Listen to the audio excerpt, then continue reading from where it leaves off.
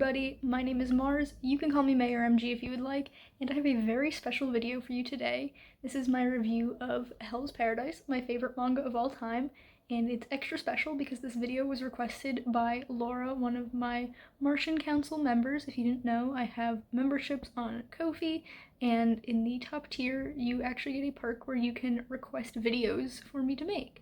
And so Laura requested I review Hell's Paradise. She also requested a couple other videos regarding Hell's Paradise, but they will not be coming out for a little while because they have to do with the anime, and the first season of the anime won't finish airing until I think mid-July, maybe late July, so you won't get those videos quite yet, but you can look forward to them.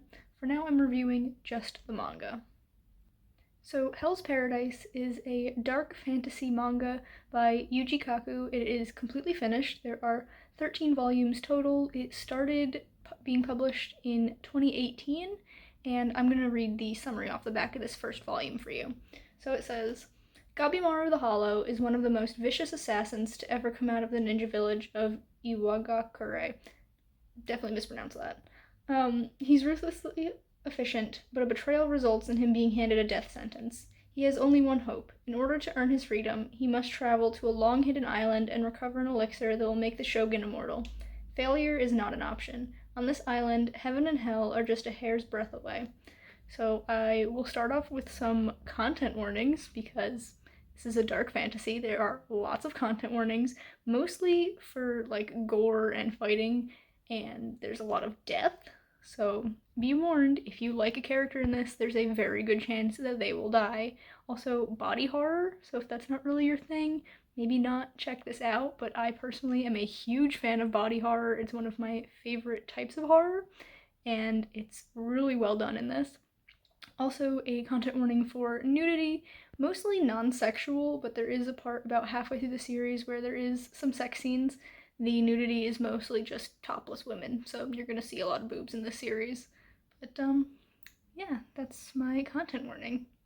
So for a quick little 30-second review, I guess, I would say the highlights of the series are an amazing art style. So first of all, look at the cover. On the back cover, we get the secondary main character, Sagiri, and then let me just find something that's not spoilery.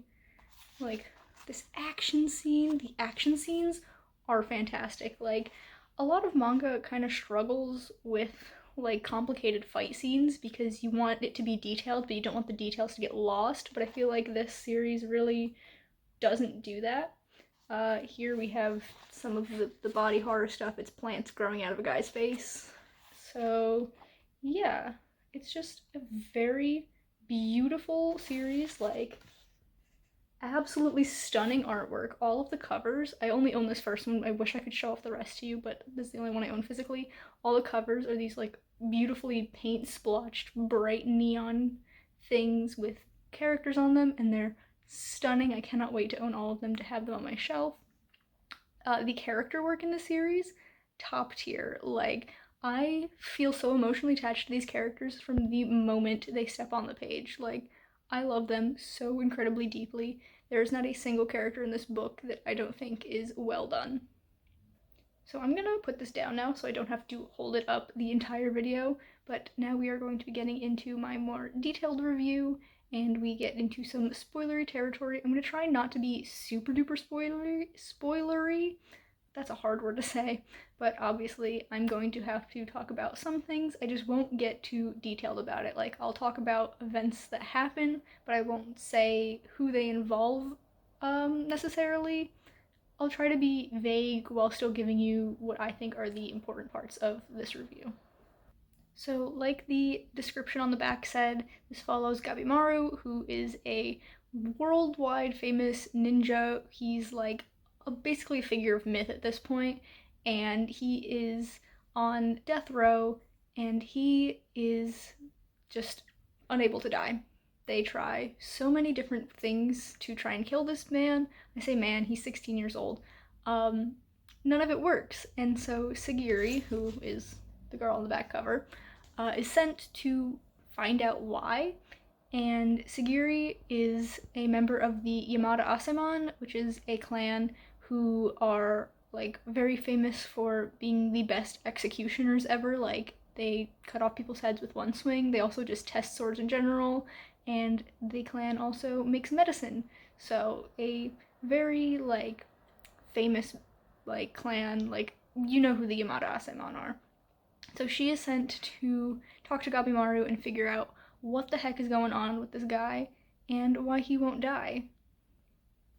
So we learn in the first chapter that Gabimaru actually has a wife, and I really wish he wasn't 16. That's like my biggest thing with this, is that Gabimaru is so young, and like they could have easily made him like 19 or 20 and had him still have that like youthful thing about him while still having his wife be his main motivation. It just felt really weird with him being 16, but that's actually my complaint in 90% of shonen manga and anime, is like, why are the characters literal children?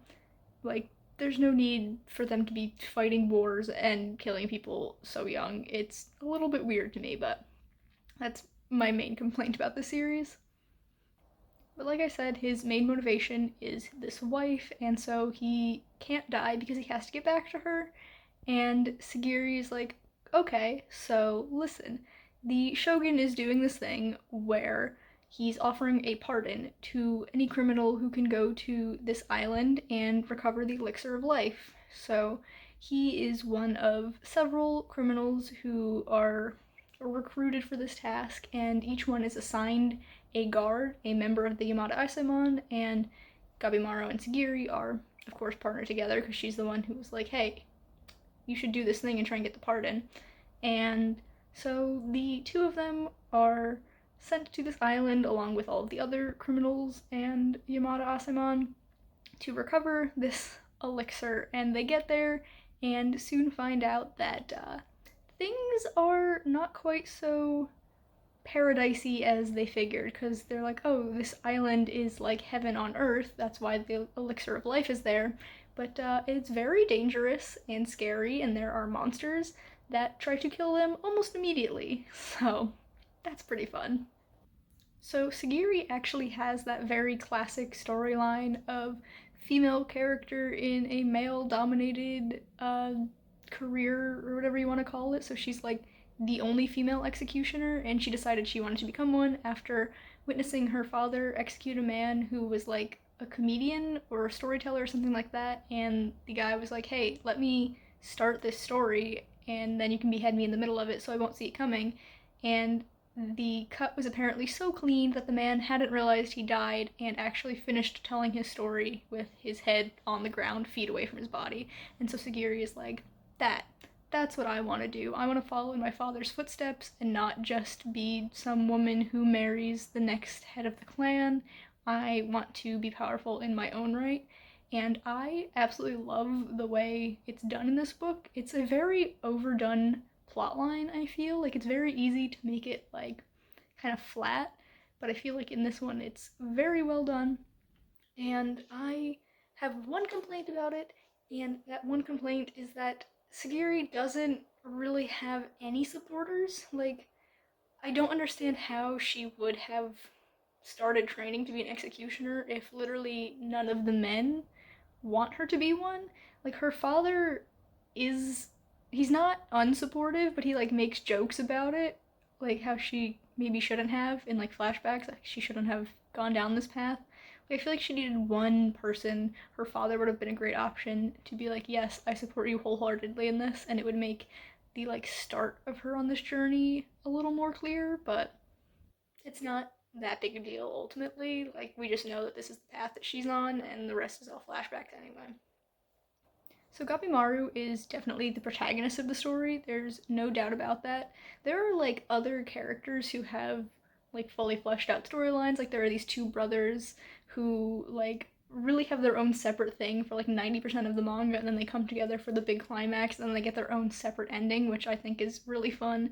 And like other characters have their own separate things at different times, but like Gabimaru is the protagonist. But Sagiri is really the heart of the story, and she is where the, I don't want to call it a message, but like the themes of the story shine through the best. So there's one point where she's talking to one of her fellow Yamada Asemon members, and he's like, I don't see why you're still here. You should leave while you have the chance. Like, we've already seen so many of our comrades fall, and I don't want you to get hurt. You're just a woman. And she's like, listen, I don't care about this right now. All I care about is like getting through this, and I'm not gonna take your shit about it. And like, there's more nuance to conversation, obviously, but Sagiri's whole story is about balance. So she's a woman, and she does have this femininity to her, but she's in this masculine role. There's this balance between strength and weakness, tranquility and intensity, emotion and reason, and that balance is really the core of the story. Like, it's called Hell's Paradise. Like, you have these very opposing forces that exist together, and that's really the lesson, I guess, that needs to be learned by these characters, is that balance between the two. And Sagiri is there right from the beginning. She's the one who understands it the most, and even though she like struggles to fully comprehend it in her own life, she's the one who really starts off everything on this journey. And it does come back to that over and over and over again, and there's like flashbacks to her being this embodiment of balance, and I just think that's so cool, and I love it so much.